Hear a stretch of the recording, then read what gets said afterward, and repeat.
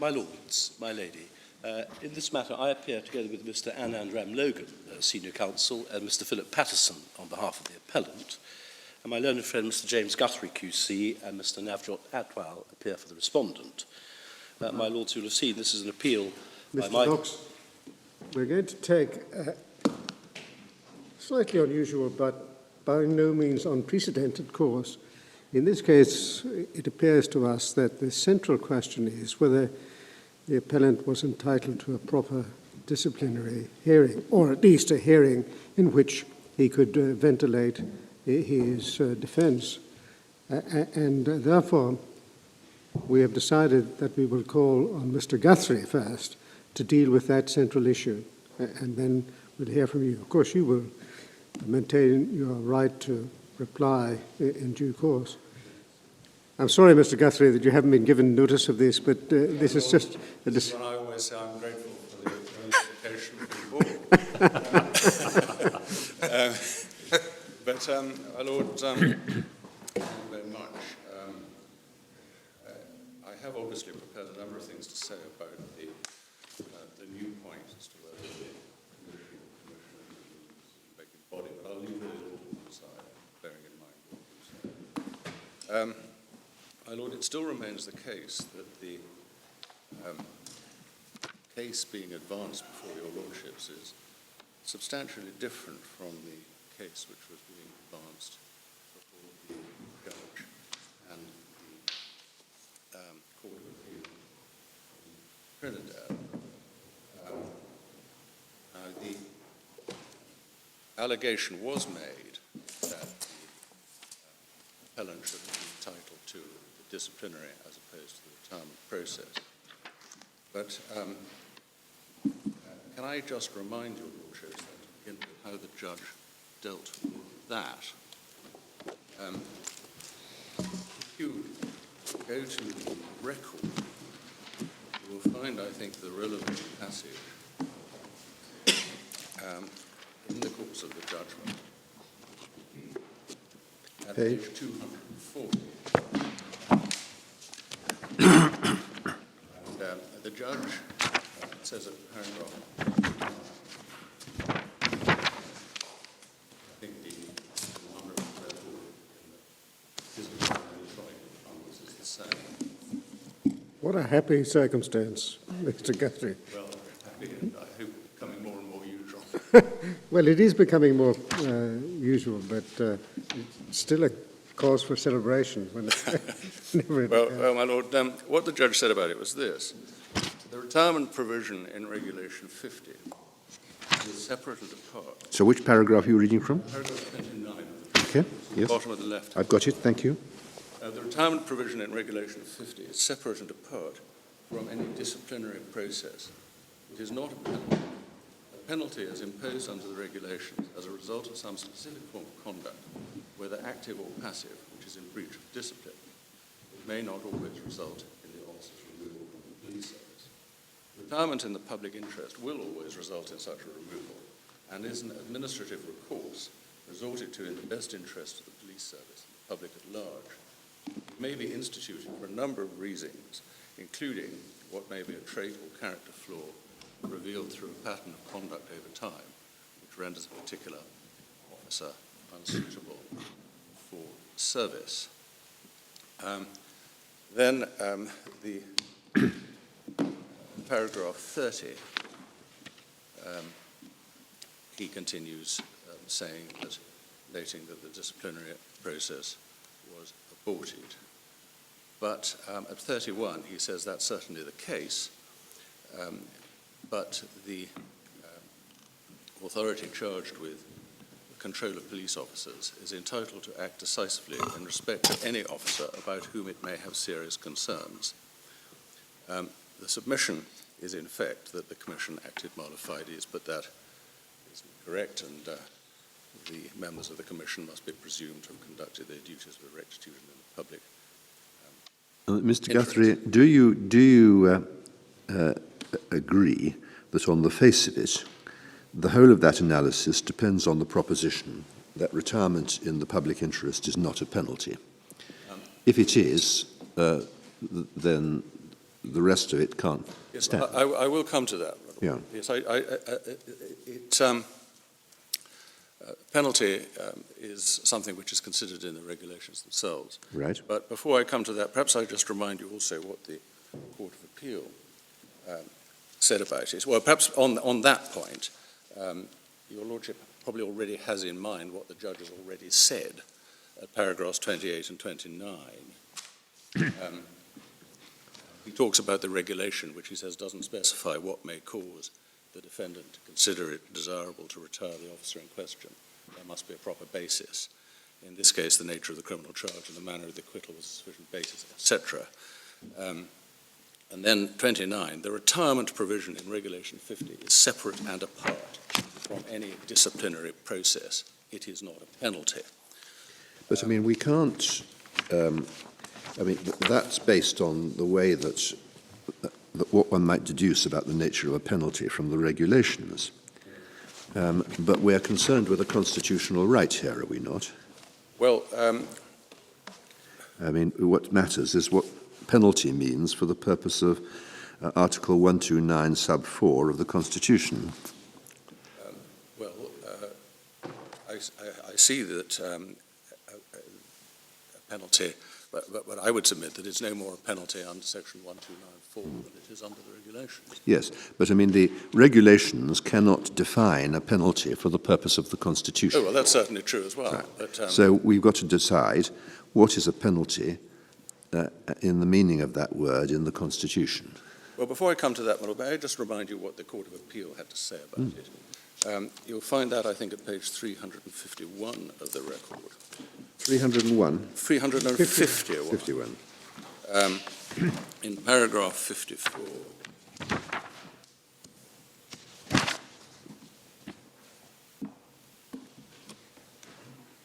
Yes? And the consequences are described, and they're dismissed effectively by the Court of Appeal as follows. He says that the appellant was not dismissed from the police service. He was retired from the police service in the public interest. And if he didn't want to be retired, surely that's equivalent to a dismissal. Well, my Lord, I think with respect, the judge in the Court of Appeal may be in slightly better company than your Lordship might suppose. I was going to, in any event, take you to the decision of the Privy Council in Endell Thomas. And your Lordships will find that in a bundle which is called the Appellant's Bundle of Supplemental Authorities. And I'm afraid it may not be on the electronic system. I don't think it is. But, oh dear, Mr. Knox will be due for censure. well, I don't actually have this supplemental bundle.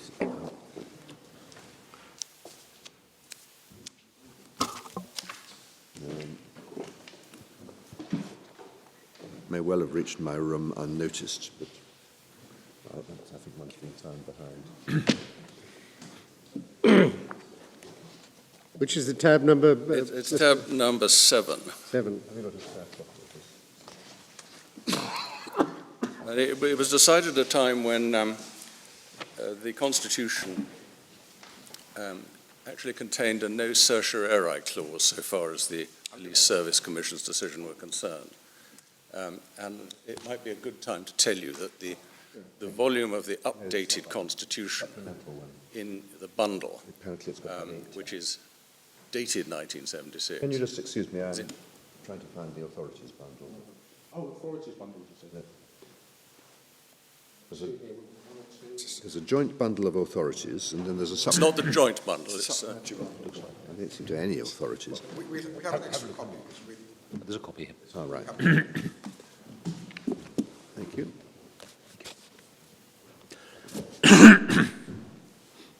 Oh, Lord, the case of Thomas, which is under Divider 7 of that bundle, was decided by the board at a time when, in fact, the Constitution had a no certiorari clause, which prevented any court from looking into the question whether the Police Service Commission had validly exercised the powers conferred upon it.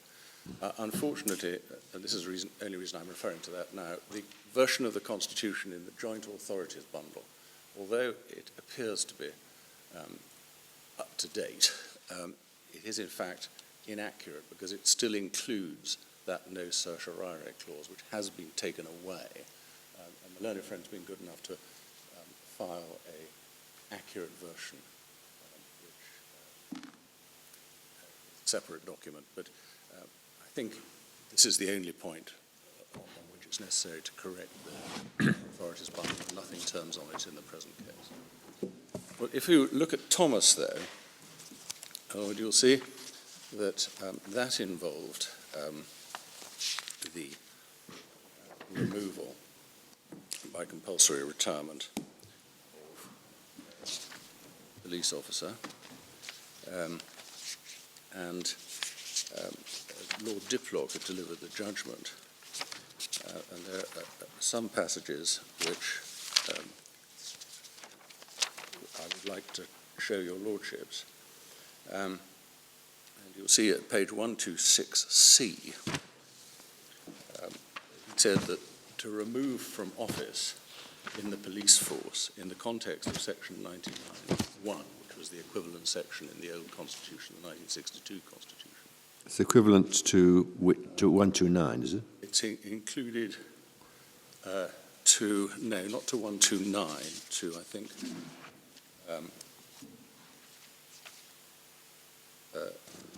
122.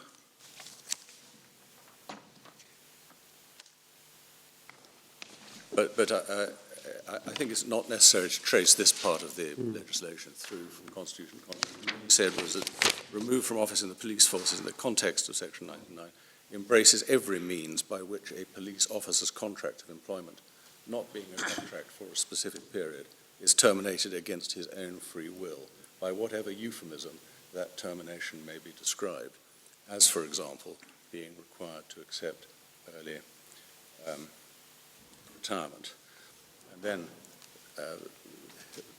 the board went on to say at H, there were overwhelming reasons why the word remove must be understood as meaning remove for reasonable cause. But I wanted to show your lordships in particular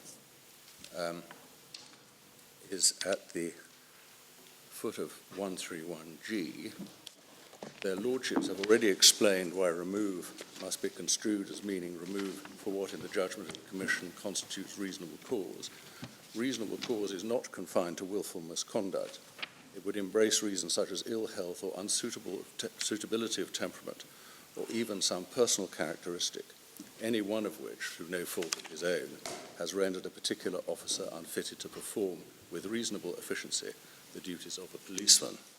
Removal for causes such as these is included among the functions of the Commission to decide what causes justify removal, even though it's not carried out in the exercise of the Commission's Yes, powers. the problem is that if a cause for removal or for retiring a police officer, if not indeed the substantial cause, is the suspicion that he was guilty of a criminal offence, does that not call for some form of hearing?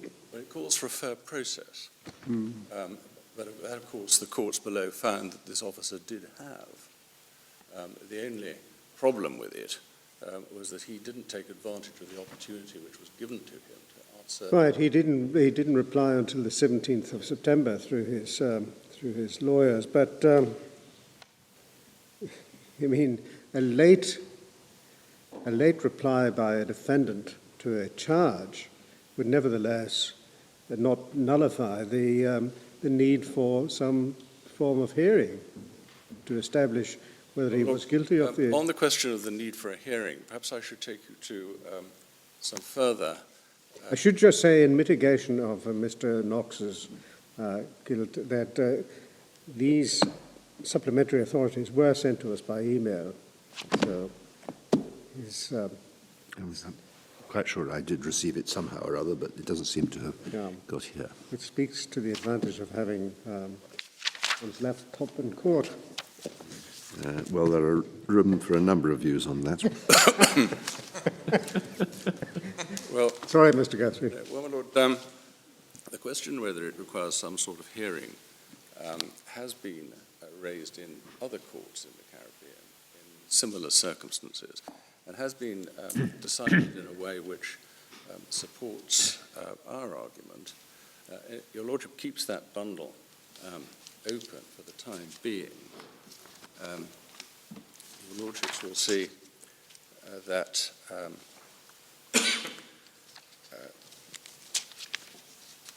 at divider 8 of it, there is a case called Mullings,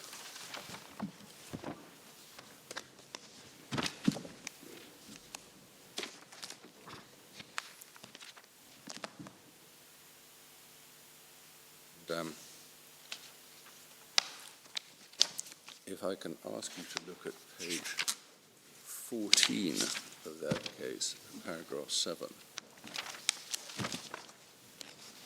see that it involved the Jamaica Constabulary, and the Court of Appeal in that case said retirement in the public interest is essentially that such person is unsuitable to continue to be a member of the Jamaica Constabulary Force. This unsuitability is not solely to be determined in a situation where strict proof is forthcoming, but also in circumstances where there is material which rises above mere suspicion that the behaviour of a member of the force is unacceptable. That view is recognised by one of the regulations there. If the Commission is of opinion that the member does not deserve to be dismissed by reason of the charges, but that the proceedings close other grounds for removing him, it may recommend to the Governor-General that an order may be made accordingly, without recourse to the procedure prescribed by Regulation 26. This indicates to me that retirement in the public interest is quite different from dismissal based on specific charges. Whereas the latter is confined within defined parameters, the former is subject to great latitude, subject only to the pending caveat that any such retirement must be for reasonable cause. Well, is one possible view of the matter?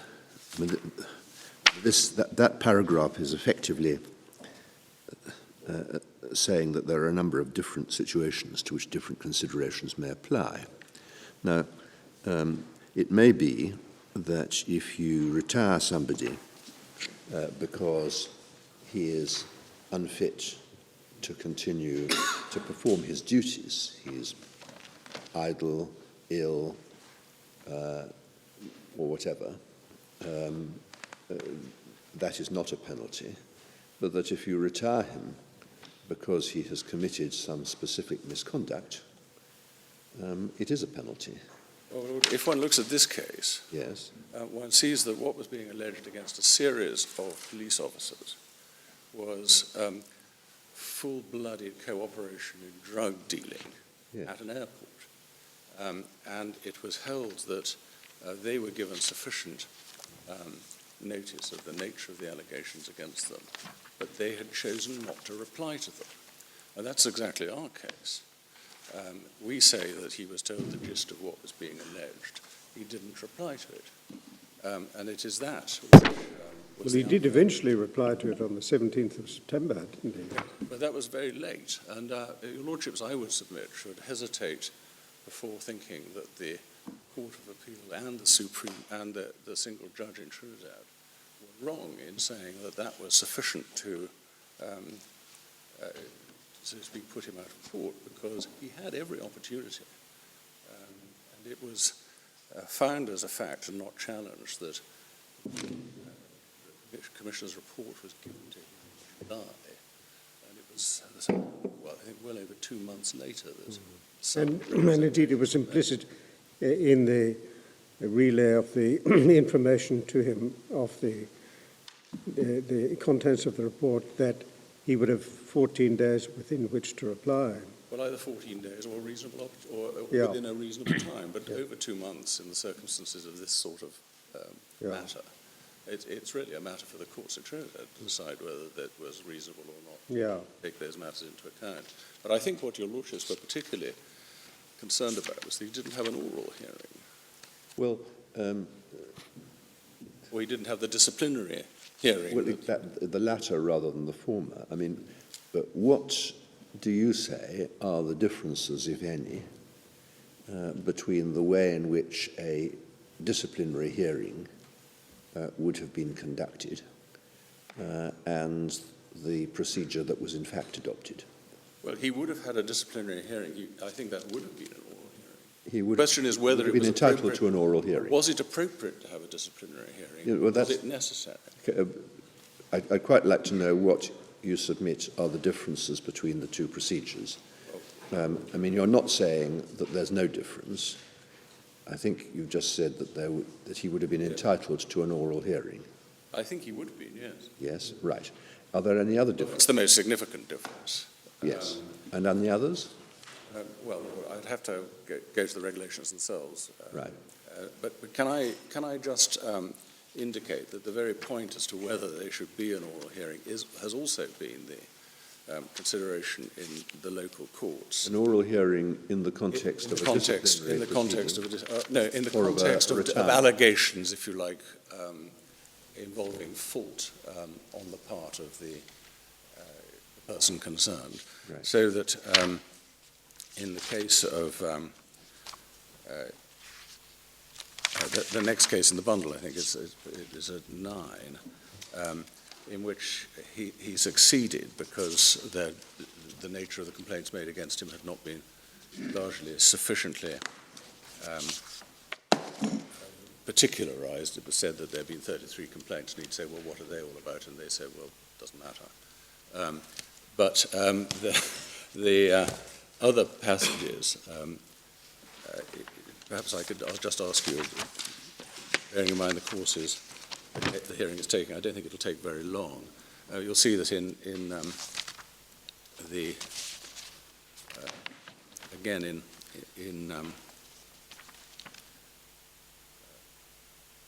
Jamaica, the applicable regulation is very similar. That's in paragraph 4.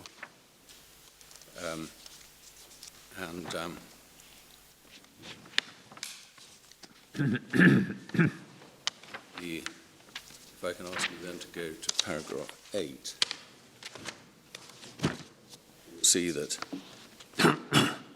he sent a letter rather similar to that in the present case. Paragraph 25.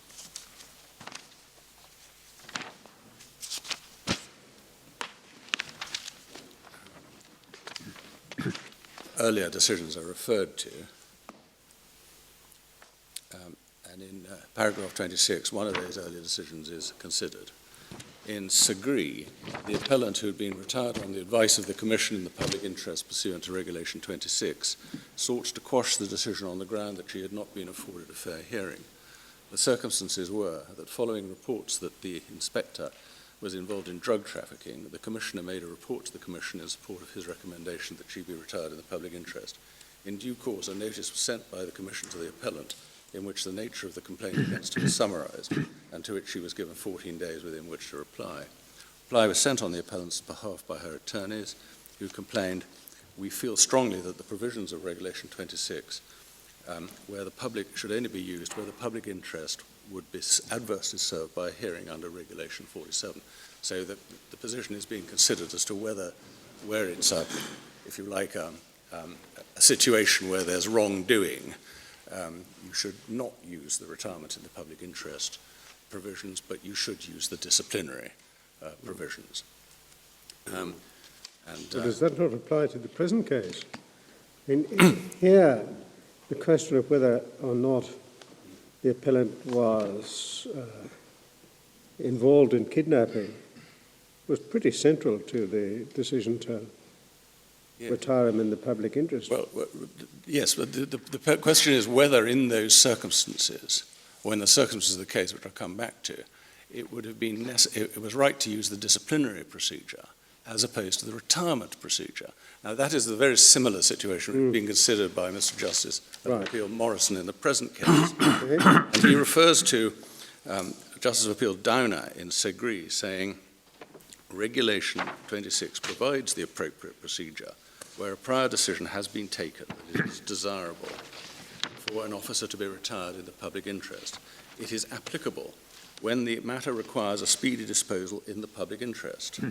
Furthermore, by according the officer an opportunity of submitting a reply, the regulations satisfy the test of procedural fairness acceptable to the cause. The note forwarded to the inspector was worded with sufficient particulars to enable her to set out the grounds, if she so wished, on which she intended to rely, so as to exculpate herself. Again, similar to the present case in our submission. Mr. Justice Panton. Do we know what the equivalent provision, if any, of the Jamaican Constitution was? Was there an equivalent of 129 sub 4? So, I'm afraid we haven't got it with us, but... Because that's rather critical, isn't it? I mean, if it is open to the legislature to identify distinct procedures and to determine which procedure is to be followed, subject to the Constitution, but if 1294 means that a penalty is involved in dismissing or in requiring a policeman to retire on account of misconduct, if that is the meaning of it, then completely different considerations. Well, I mean, I think I have to accept that if that is the correct analysis, that Yes. the penalty under the Constitution means just that, or that to remove retirement in the public interest is a penalty. Yes. And I'm in difficulty, but I'll check the Jamaican position. But it doesn't seem to have been referred to in well, Downer. no. Well, the constitutional argument may well not have been made. Well, that is possible. But it'd be interesting to know whether it was even available. I think we can probably find that out very quickly. I detect from Mr. Knox's body movements that there is no equivalent in 129 sub 4. As far as I'm aware, no. It certainly wasn't taken into account if there is. Right. Well, we can check whether there is or not. Yeah. But I think I ought, in justice to those instructing me, my clients, to point out that there is this authority which if one goes to paragraph 31, it says this: these authoritative dicta make the clear point. It's a matter for the Commission to determine in a particular case whether to initiate disciplinary proceedings under Regulations 31 and 46-7, or to seek to retire a member of the force in the public interest under Regulation 26. The Commission is not required to demonstrate as a precondition to proceeding under Regulation 26 that the allegations against the member cannot suitably be dealt with under Regulations 46 to 47, nor is the Commission required to give reasons for adopting one course in preference to the other. And as Mr. Justice Cook observed in Handel-Smith, the unways to attempt to exhaustively categorise the grounds on which the Commission might consider unsuitable to be dealt with under the procedure laid down in Regulations 46 to 7, etc. In any event, the imperative of procedural fairness is fully protected under the Regulation 26 procedure by the fact that the Commission is required to give the member an opportunity to reply to the report of the Commissioner. Then there's the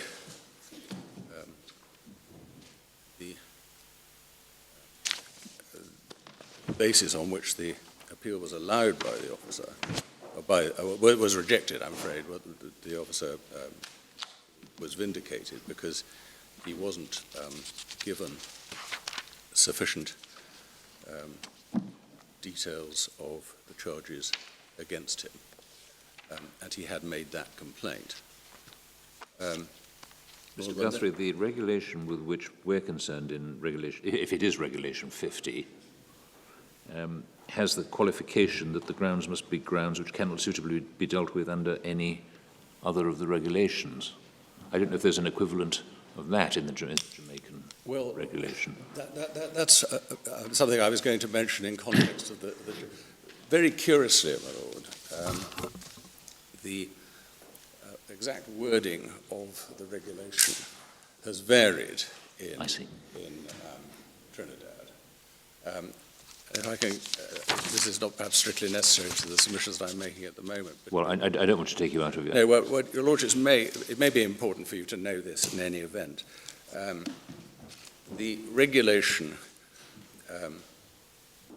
which was relied on by the Commission, is in the form as it was amended by the legal notice number 80 of 2006, which is under tab 8 of the authorities bundle. I don't think you need to go to it, but it does not include the words you just mentioned. Right. I was working off tab 3 of the... Well, I'm afraid those responsible for these regulations don't seem to have... there's no explanation why those words should be in and out, but the judge, in his judgment, cites the regulation in the same form with the words included. The submissions made by the respondent had those words included. They were taken out when the amendment was made. But curiously enough, in the new version, which has come in now the Commissioner has been, they've been put back in again. So I think Mr. Knox and I agree that they don't actually, nothing turns on them at all. All I would say is this: at the time the decision was made, the relevant words were definitely in Yes. the relevant regulation. So Yeah. I say that is actually the relevant regulation. That is the Regulation 31 of the what I Right. call the new regulations, rather than Regulation 50 of the old. So that's all I do is on it. Well, before I come to that specific point, there's one more case in the this same bundle called Pratt, in which, again, the question of whether or not it should have proceeded under the disciplinary procedure. This is tab 10. This is tab 10. This is a case from the Bahamas. And,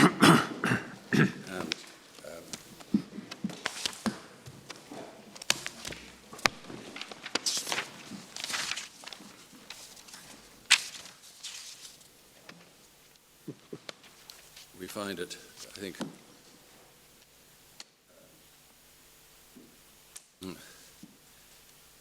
on the last page of the, or the second to last page of the report. I'm afraid that there aren't page numbers, but you'll see a submission by Mr. Glinton saying that the regulation applies only where the grounds on which the compulsory retirement was sought could not be suitably dealt with under any other regulation. In this case, charges had in effect been presented against Mr. Pratt, and the proper course would have been to pursue disciplinary proceedings under Regulations 41 or 43, the choice depending on whether or not his dismissal was or was not contemplated as a consequence of such proceedings.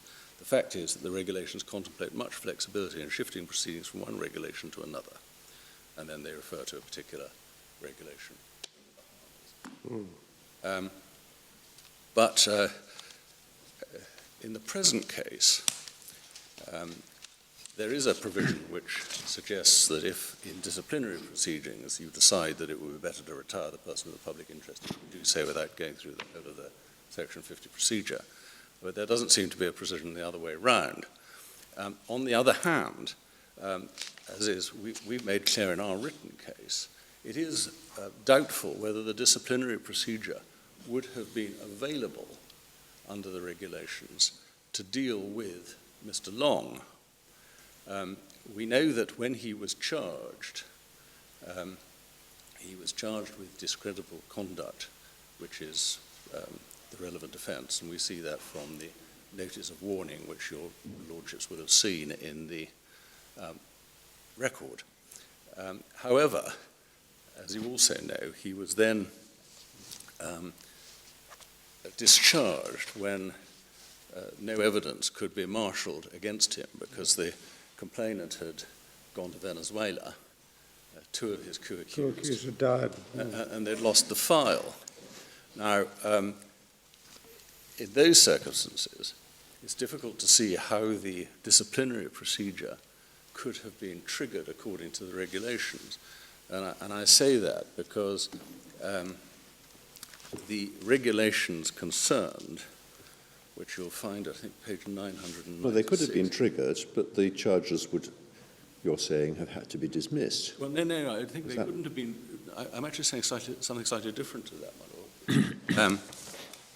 Because for the disciplinary procedure to be appropriate, one has to look at the 1971 regulations, which I think you'll find in it's page 99. Wait a minute, it's the small supplementary bundle, I think. That is in the electronic file. Which is indeed, it's page 996 that I wanted to look at,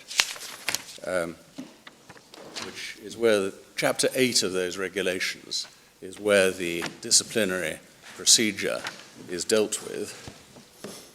Which regulation? Well, first of all, I wanted to go to 75. A police officer who fails to comply with any regulation, order, or directive for the time being in force in the police service, or with any of these regulations, or commits an offence under these regulations or the police service regulations, shall be liable to disciplinary proceedings in accordance with the procedure prescribed in these regulations. Now, there does not seem to be any possibility of a breach of the Police Service Commission regulations, so one has to go to look at the Police Service regulations, which are at divider 4 of the authorities bundle.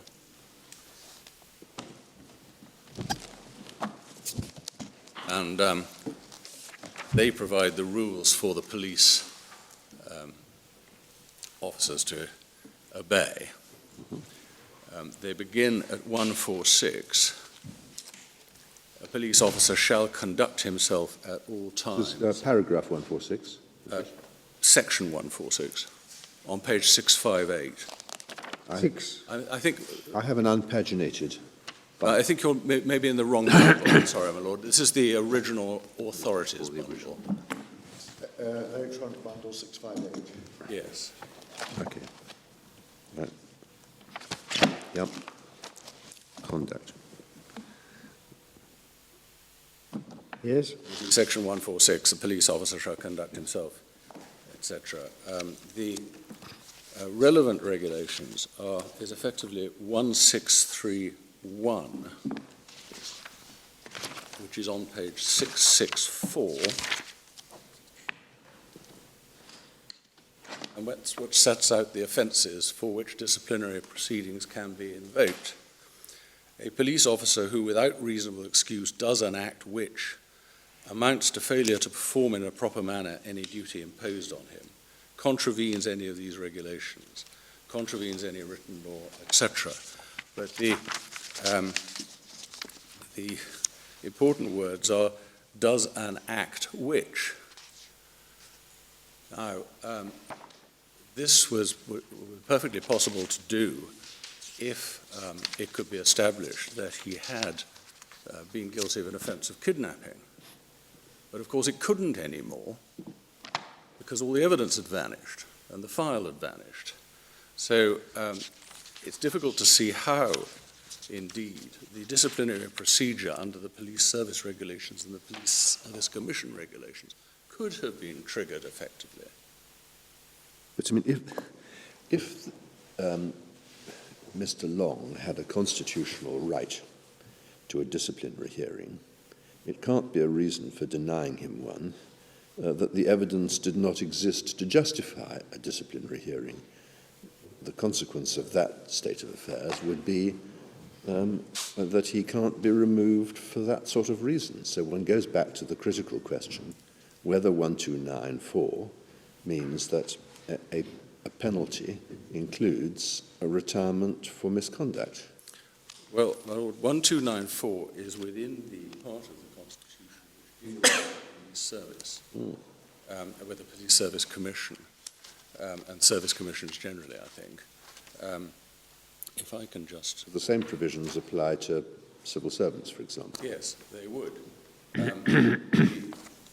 The question, therefore, is whether you should construe the word penalty in the Constitution narrowly, or as your Lordship appears to be in favour of, broadly, or within the context of the provisions which surround it, which provide for the Commission and for the regulations, and so forth. Well, if one takes a step back and considers this as a matter of first principle, Mr. Long did not want to be retired from the police force. He was, against his will, retired from the police force. It's difficult to conceive how, if that is principally or even centrally based on the view that he was guilty of kidnapping Alou, that could not be, because of the circumstances that you've described, proved against him. It's difficult to see how that could not be characterized as a penalty. Well, the first part of what your Lordship said is, in fact, in differing from what the Court of Appeal said, which was that the Commission couldn't be accused of having retired him compulsorily because it considered he was guilty of the offence. I think that the suggestion is that he was retired compulsorily because the mere fact of being accused made it unsatisfactory that he should continue to serve. I think I could only agree with that if it was said that it was one of the facts. That, yeah, well, let's proceed on that premise. Yeah. A material fact, anyway. Well, I think it's probably difficult for me to persuade you that it wasn't taken into account at all, because of what was I think that might be a slightly sleepless errand, all right. Yes. But maybe they were not concerned with the question whether it was a criminal offence, but whether he had been involved in the facts which underlay the criminal proceedings. Yes, I know. Well, you can see how the Court of Appeal dealt with it. I think it's a... I was thinking of the Commission rather. Well, the Commission didn't give a reasoned judgment. They sent the letter saying, well, what have you got to say about this? And he didn't reply to it. I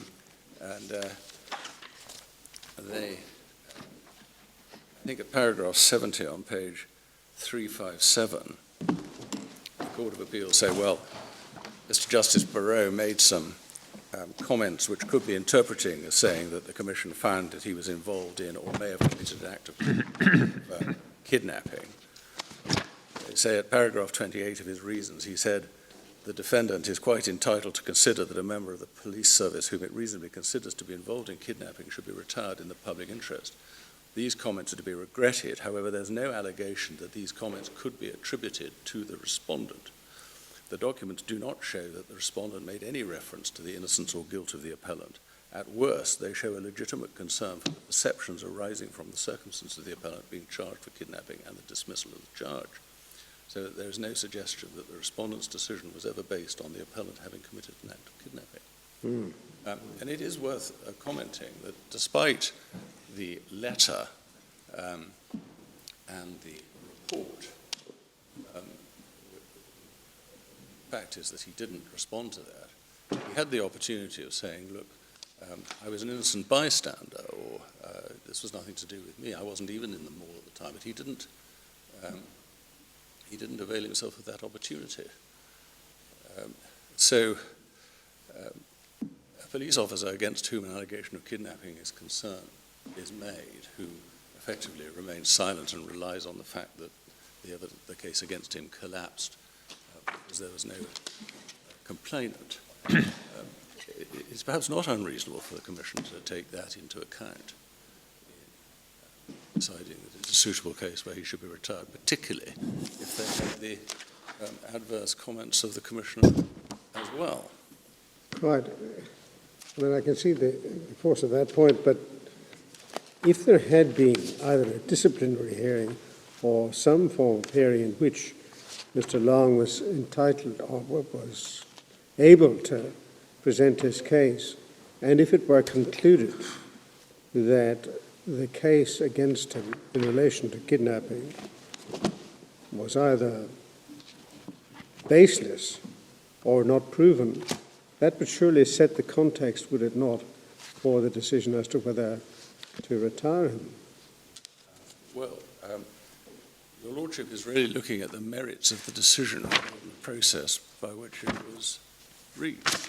Well, no, I'm not so sure that I am, but even if I am, I mean, is it not right that that would, as I put it, set the context for the decision as to whether that he should be retired? Well, one comes back to the point that he had that, so to speak, those points made against him in the Commissioner's report, to which he didn't take the advantage of dealing. And, it was effectively that which was the basis upon which the case was decided against him. He told the gist of what was alleged, and he hadn't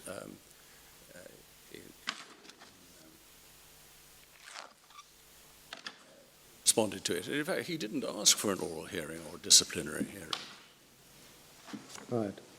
At the time, he was simply silent. But, my Lords,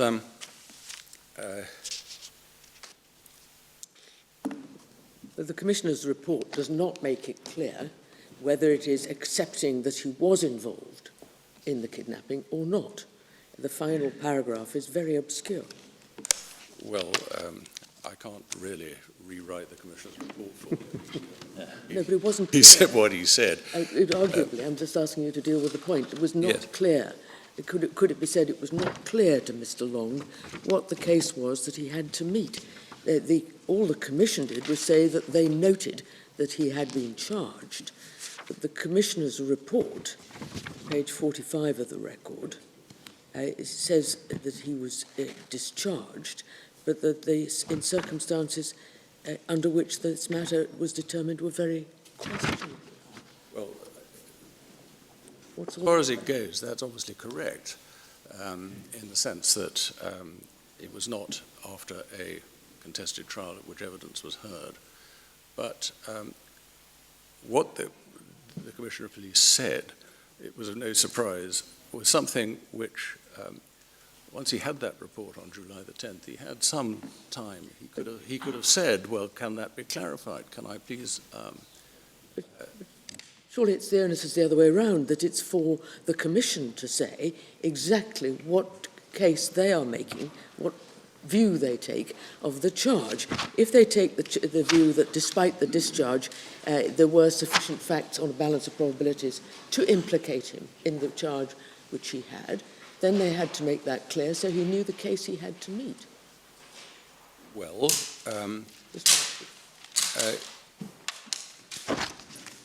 he would have found those things out, no doubt, if he had responded to the report when it was provided to him. But he chose not to do so, and it was that failure which both Mr. Justice Perot and the Court of Appeal considered made his complaints of unfairness effectively insufficient. But, my Lords, I'm not sure there's very much more I can say. I'm sorry to place you in this slightly invidious position, Mr. My Lord, I've come to I expect that. expect that sort of thing to happen from time to time. But, Lord, it does seem to me that it is possibly not quite as clear-cut as a simple answer as to whether this is a penalty. Thank you very much indeed. Lord, I've said what I can. We'll retire for a few moments and see where we are.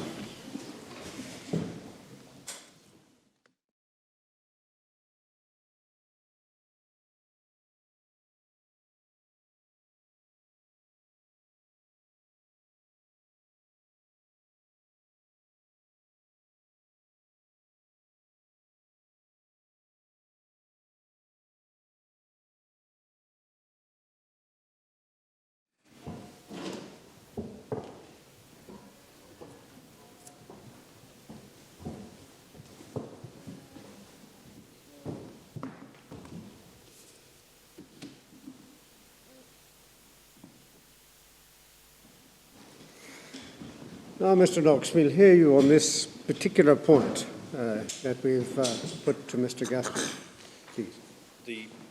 The question of whether this constituted a penalty I'm sorry, Mr. Guthrie. Perhaps it would be convenient if before that happens, I tell you that Miss Hart, who sits behind me, has found the equivalent provision in the Jamaican Constitution. It's not the same. Under Section 125 of that Constitution, the protection given to the officer is in slightly different form. And if I just read it quickly, you'll understand. Before the governor, any finding has to be ratified by the Governor-General. Before the Governor-General acts in accordance with the advice of the Public Service Commission that any public officer should be removed or that any penalty should be imposed on him by way of discipline control, he shall inform the officer of that advice, and if the officer then applies for the case to be referred to the Privy Council, the Governor-General shall not act in accordance with the advice, but shall refer the case to the Privy Council accordingly, and then the Privy Council will consider it. Your Lordships will be relieved to hear that's the Jamaican Privy Council. As I understand it, the critical words are that the penalty or the other reason are given as alternative bases for pursuing that course. It's removal or disciplinary control. Exactly. So the Constitution contemplates either or. That's very helpful. Thank you very much, Mr. Guthrie. Now, Mr. Knox. My Lords, I'm grateful for that. Can I just say, my Lords, it's something I think you would have picked up anyway, but this is a rather important case right across the public service in Trinidad, because equivalent provisions apply, not only to police officers, but also to civil servants, fire officers, teachers, even judges. In fact, the only judges exempt from it are High Court judges and higher. So it is within the civil service, it applies, very similar provisions apply everywhere. My submission, my fundamental submission is that you have to read the protection given by Section 129.4 with a view to its purpose. And its purpose is exactly what Lord Diplock was talking about in Endell Thomas, which is to say, to protect public officers from political interference. Now, of course, they can only be dismissed by public service commissions or police service commissions and so forth. But in my submission, it is obviously this provision, the retirement in the public interest provision, is quite enforced retirement, is quite obviously a tool by which government or new political party can put pressure, let us say, on the Commissioner of Police or on a service commission to get rid of people. And I therefore submit one should give the word penalty in Section 129.4 its natural meaning, in particular in the light of this consideration. If you are retired in the public interest, you do not necessarily get a pension. And that, in my submission, is an important point, because one of the points my learned friend says is, well, it's not really a penalty because you'll get a lovely little pension anyway. That's not necessarily so. And can I just ask you to look at, in the supplemental authorities, I think it's in tab 3, this is a Pensions Act which applies to public service officers. And the relevant provision is this the Police Service Commission regulations? No, it's tab 3, Pensions Act. It should be the appellant's supplemental authorities. Yes, I'm there. And Section 15 provides the default. Section 15.1 provides for the default provision in relation to pensions. No pension or other allowance shall be granted to any officer who has not attained the age of 55. So you won't, as it were, get any pension until you are 55. So if, for instance, you leave the service at the age of 40, you have to wait until you're 55 before you get anything. That's the general position which has been provided for by Section 15.1. Section 15.2 has a provision for what happens if you're transferred from one service to the other. But that Section 15.3 is the important one. Where an officer's service is terminated on the ground that, having regard to the conditions of the public service, the usefulness of the officer thereto, and all the other circumstances of the case, the termination is desirable in the public interest, and a pension or gratuity or other allowance cannot otherwise be granted to him under this Act, the President may, if he thinks fit, grant such pension, as he thinks fit and proper and so forth. So it's entirely discretionary on the face of it whether, for instance, in this case, my client, if this decision stands, will ever receive a pension. And so I do submit it is not right to say that my client is somehow in a substantially different position from someone who's simply been dismissed. That's really the short point. The second point is my learned friend took you to Lord Diplock's judgment in Endell Thomas. Can I just go back to it? Because there is, he describes it, I think, paragraph 7. He talks about the power of removal. In that case, he's talking about under the 1962 Constitution, but the same applies to the 1976 Constitution. All the same points apply.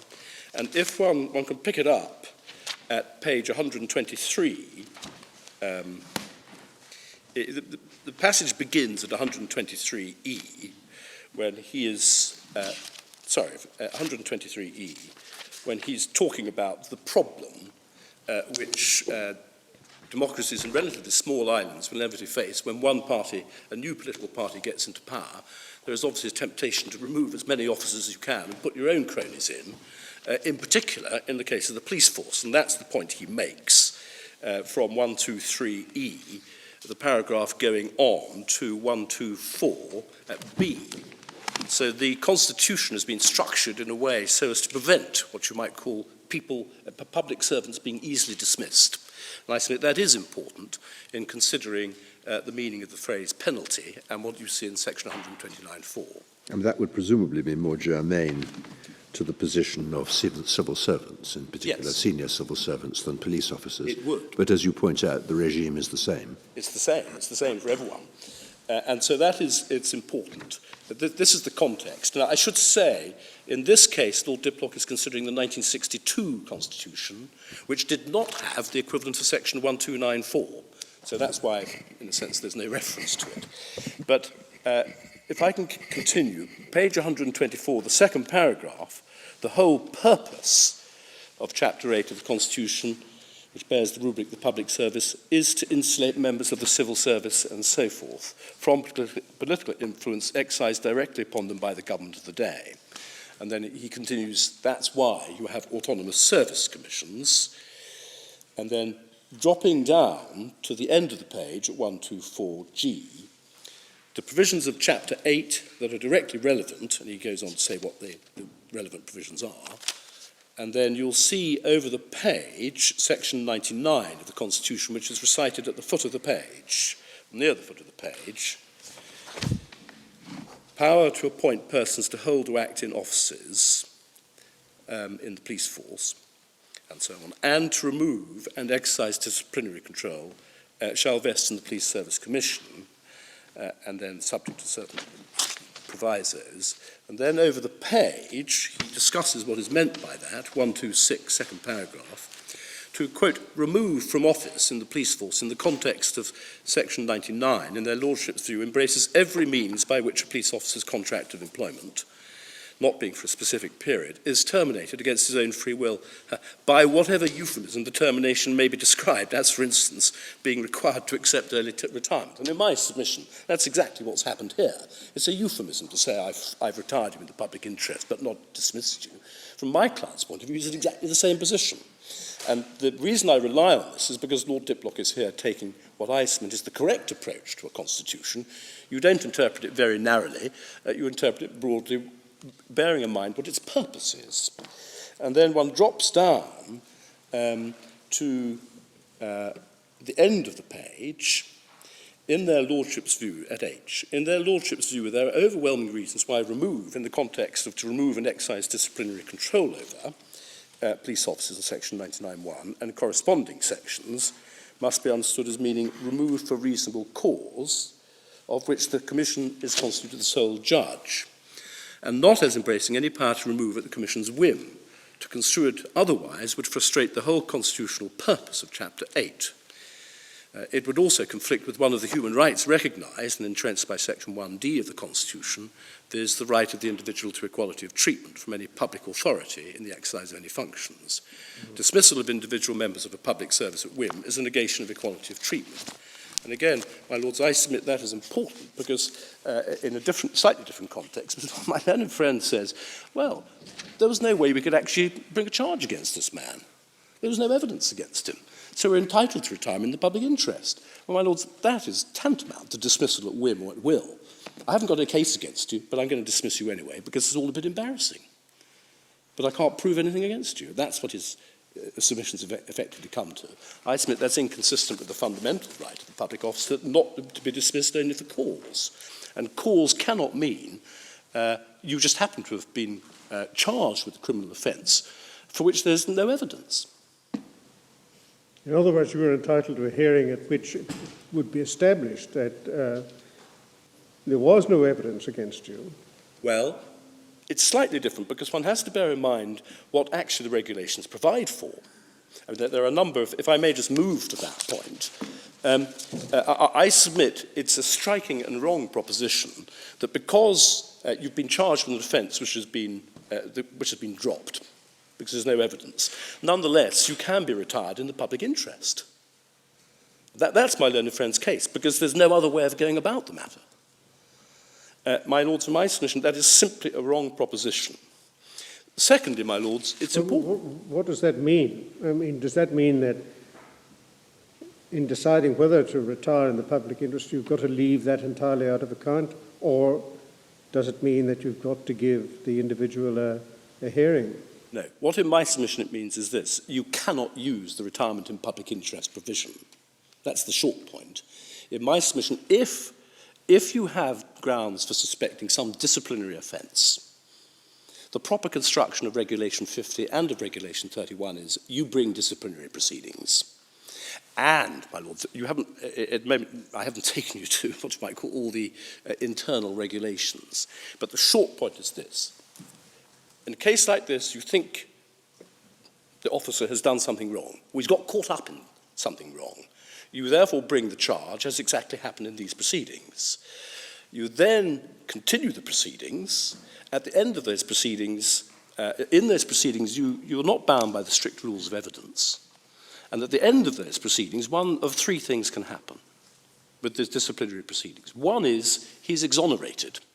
If he's exonerated, because the charge is on balance of probabilities, he's exonerated, in that case he will be reinstated and he'll get all his back pay, which he's lost in the meantime. That's one alternative. The other alternative at the other end is he's dismissed because it's found that he's done something wrong. The other alternative, which can be effected after disciplinary proceedings have taken place, is that he can be, it says, removed in the public interest if something has come out, if in the course of those proceedings something has come out which makes it desirable so to retire him. But in my submission, the whole structure of the regulations is you can't shortcut the process and just say, well, I've got no evidence against you, so I'm going to retire you in the public interest. What you do is you go through the procedure, you see what in fact the man's involvement was, if any. He might say, wrong identity, nothing to do with me. Or he might say, well, I was there at the time, but, you know, I'm sorry I got involved in it. But he's entitled, on your submission, to ask of those three courses that the exoneration is the right course. Absolutely. That is the fundamental point. He's entitled to say, exonerate me and give me my back pay. Because what's happened in this case is we haven't got any back pay.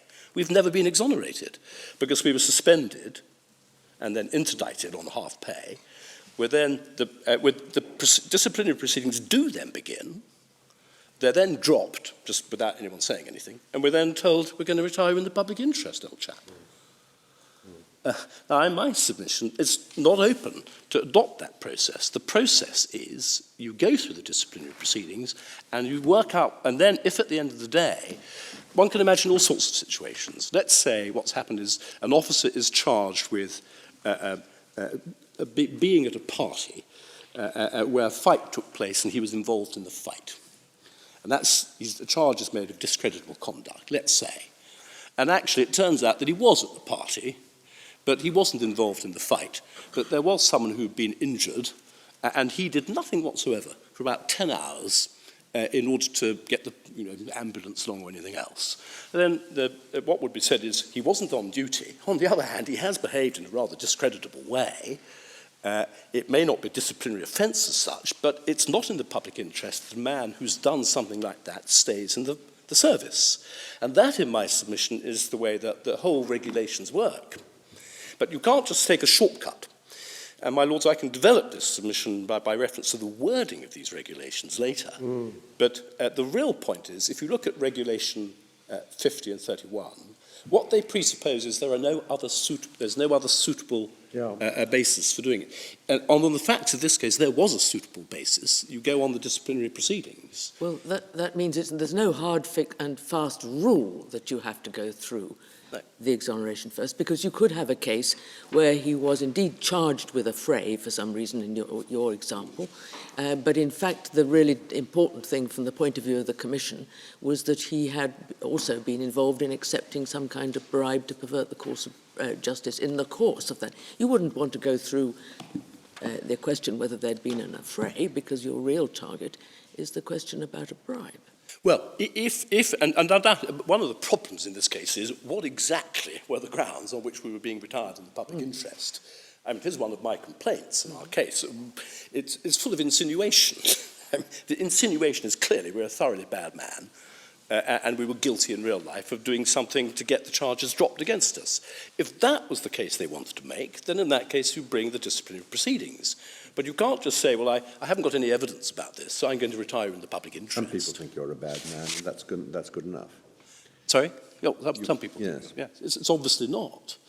But I mean, your point, your fundamental point is that you're entitled not just to say, well, there's no reason to regard me as even, there's no reason to think even that there's a smell about this. I want a positive finding that there's nothing to do with me. Yes. And without a disciplinary hearing, there's no basis on which he can get that decision. Exactly. That's what he is entitled to. If, as I submit in substance was the case here, the retirement in the public interest was really on grounds of suspected misconduct. You don't have to go that far. No. If it's a material factor. A material consideration in the decision. Well, it was a material. Yes. The only way of reading in my submission the decision was... Well, I don't think Mr. Guthrie has argued otherwise. No. No. And my lords, it is important. My learned friend's argument essentially comes to, well, we didn't have any evidence, so how could we have a disciplinary process? The problem with that submission is that simply wasn't the way the case was put. And they didn't deduce evidence to that effect below. They didn't say, look, the reason we used this procedure was because we simply didn't have a bean of evidence against him to bring disciplinary proceedings. They simply said, too late, bad luck. And if they were to run this argument that, in a sense, it was impossible to have disciplinary proceedings, they really had to produce evidence of that, rather than just say, well, we'll see. We'll retire in the public interest. My lords, I'm in some difficulties because I was going to take you to the regulations. Yeah, well, I think we have perhaps circumscribed the proceedings, and unless there's anything that is germane to the point that we raised, I don't think we need to hear from you further. Well, my lords, on the penalty point, because if, the only reason I say it is this, if one looks at I do submit the structure of the regulations, which I haven't taken you to, is that you go through a disciplinary process. If, at the end of the day, there's something which has come up which is troublesome, you then can retire in the public interest. And what is interesting is the way, what the regulation says, is it says, without having to go through the procedure, but not the procedure in Regulation 50, but a procedure in Regulation 49, which talks about giving an officer who's being retired early a right to make representations. And in my submission, the premise of that is Regulation 50 is dealing with a totally different position. Namely, what if you're retiring someone because, let's say, new computer technology means that traffic wardens are no longer necessary. At that point, you then have to consider the man's record and you consider the condition of the police service and so on and so forth. But Regulation 50 has nothing to do with what you might call discipline. That's my basic point. But that's a slightly different point from the penalty point. Yeah. And I would, if you want to, partly develop my case, but I don't want to take too much of your time now, because it moves slightly away from the point you're on, my lords. Thank you very much indeed. I think, Mr. Guthrie, in the circumstances of this slightly unconventional hearing, you should have the opportunity to respond to the particular points that Mr. Knox has made. If you wish, you're not obliged to. I suspect that the answer really depends upon the correct answer to the question I was asked by the assumption to begin with, which is whether or not what happened amounted to a penalty for the purposes of Section 1294. And our answer to that, I think I'm repeating myself, is that if you look at the structure of the Constitution, and perhaps I could ask you very briefly to go to it. Yes. You have the final updated and correct version as supplied by my learned friend. You'll see that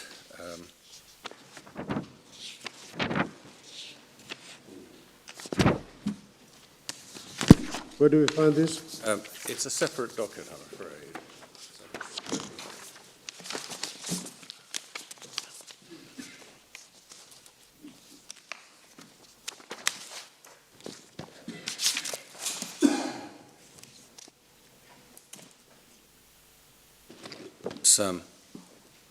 Is this just chapter 9, or is it something? It's just chapter 9. Yes. It's just the police. It's just the bit.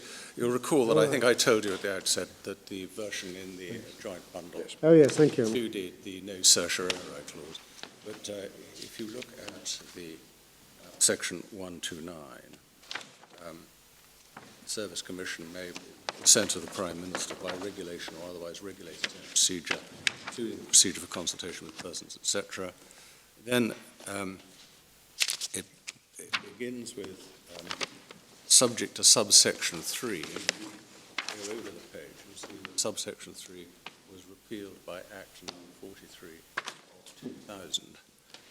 That was the subsection which said that no question whether or not a commission validly exercised its powers could be inquired into by any court, and was being considered by Lord Diplock, among other things, in the Endell Thomas case.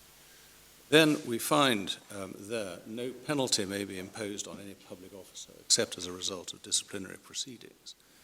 When those words in the Constitution are in the context of the Commission's exercise of its powers, the penalties which the Commission would be able to consider are those which are set out in the Police Service Commission regulations. I don't think I've taken you to this as yet, but it's in the short supplementary bundle which just has the regulations in it. Yes. Can we See construe 129 sub 4 in the light of regulations made thereunder? Well, one can certainly take those regulations into account, bearing in mind that they have been in force for 52 years. by 1976, they've been in force for 10 years. So you say that the draftsman of the 76 Constitution must be taken to have had in mind whatever the existing regulations regarded as a penalty. Yes. We see what the penalties are in the regulations under Regulation 104, which is in that bundle which just contains the regulation. The following are the penalties that may be imposed by the Commission by disciplinary proceedings brought against a police officer in respect of offence.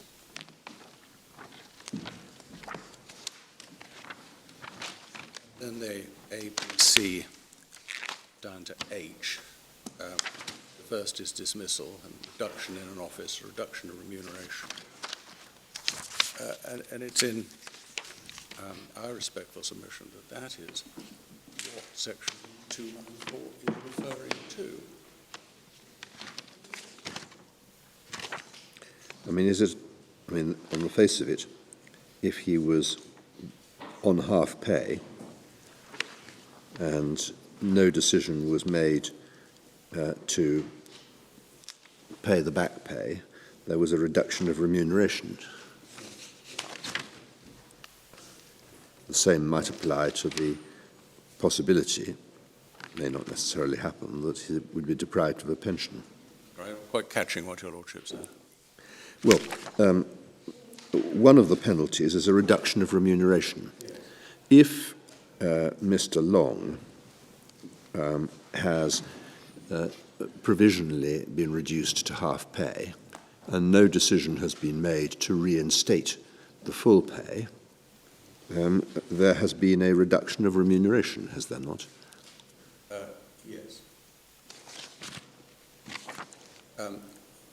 The point that I'm seeking to make is that the word penalty in the Constitution, Section 1294, should not be construed as meaning anything which is the disadvantage.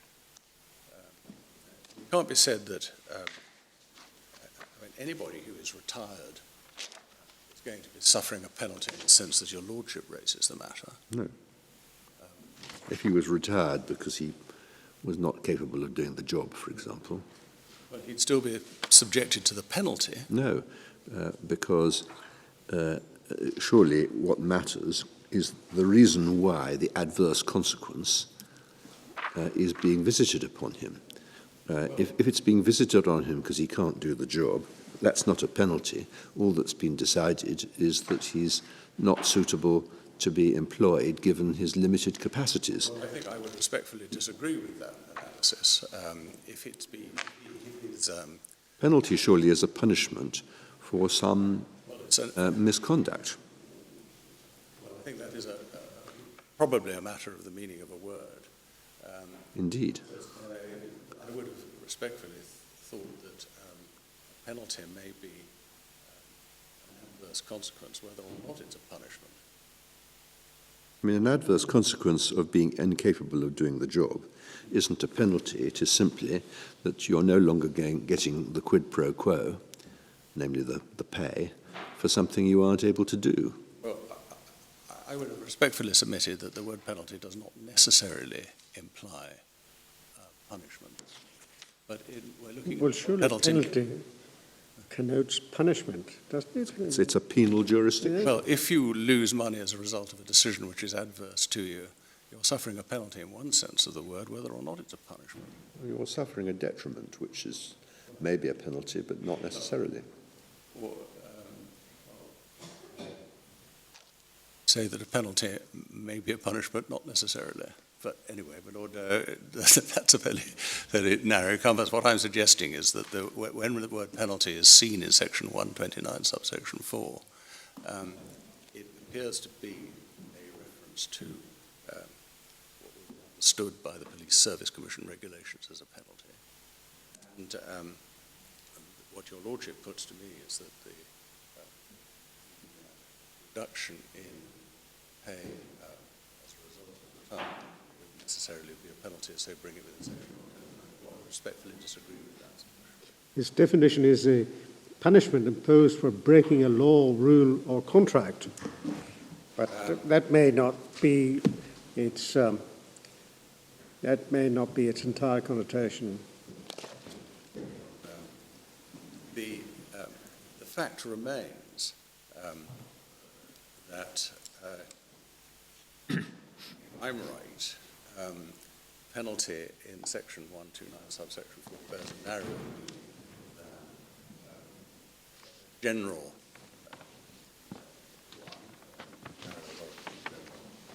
it was not possible to trigger the disciplinary proceedings within the terms of the regulations themselves for reasons which I've already given you. That being the case, it was reasonable, not in breach of any provision, to invoke the Section 50 procedure and give the police officer an opportunity to respond to it. And I think it was put to my learned friend that he was entitled to say, I don't just want... I want to be exonerated, I think was the he could have said that. And I come back to the point that the reason that the Supreme Court, the High Court judge and the Court of Appeal thought this was not unfair, because although he was given the gist of the reasons why he was to be compulsorily retired, he did not avail himself of the opportunity to deal with them. He could, within a reasonable time, have said, look, I wish to be exonerated from this so that I'm not going to be compulsorily retired.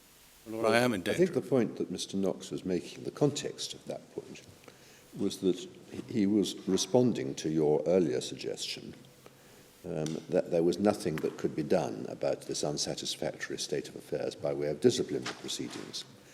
And I think the point he was making was that there is a third alternative, which is neither conviction nor acquittal, which would be open on a disciplinary hearing, but they could, in other words, say, not proven, but it's sufficiently smelly for your continued service to be undesirable.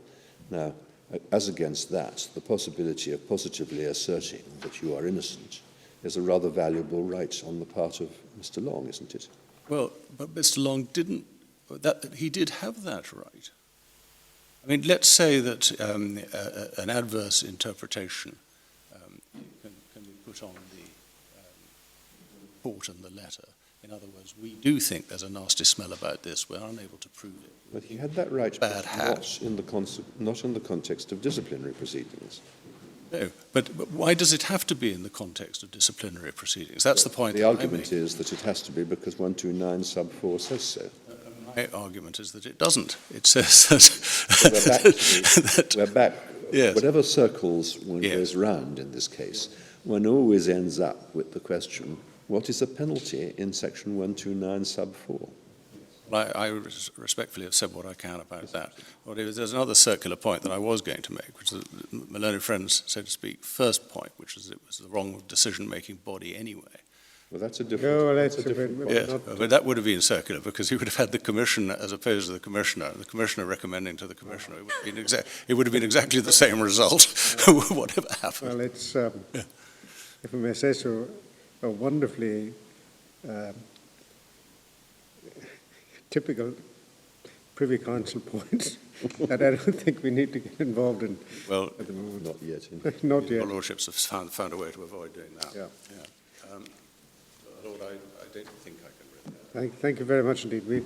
We'll rise again for a few minutes.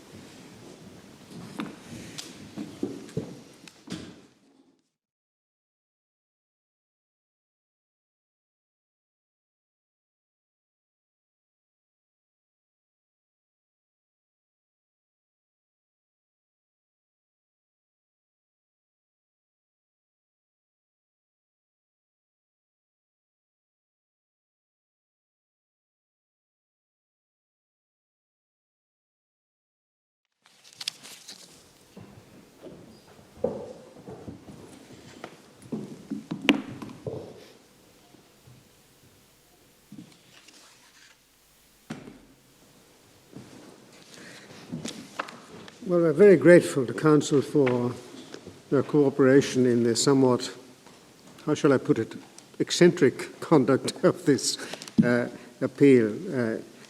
And we've been considerably assisted by the arguments that have been presented to us, but we don't feel that it's necessary to receive any further argument. In the immortal phrase, the board will take time to consider their judgment, and we'll deliver it in due course. Thank you very much. The board is now adjourned.